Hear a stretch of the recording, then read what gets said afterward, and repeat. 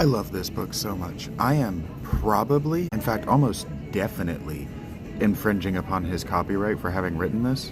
But this man, this work, this needs to be popular. This needs to be in everybody's home.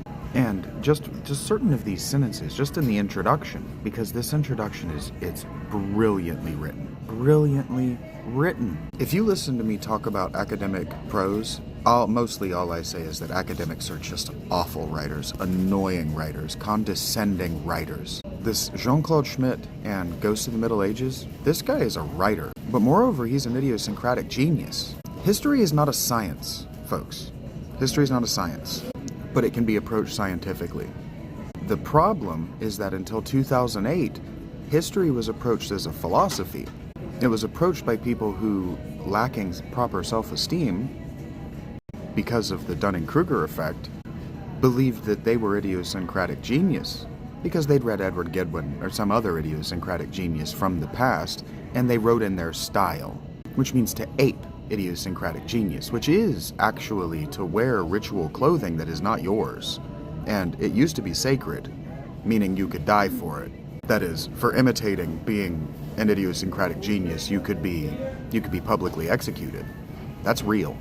And so in that same vein, the mystery schools, the secret societies, don't want a lot of this information getting out into the public.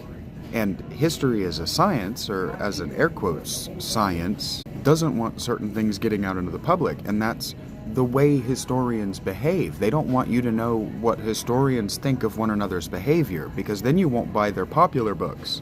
What's his name? Dan Jones? Probably a great dude. Probably actually a great dude. But his work? God awful, because he's condescending to refer back to this previous video, and maybe I should relate them together. Dumb people. So I want to read another passage for you. This section is honest because this is an academic work. This isn't for a popular audience.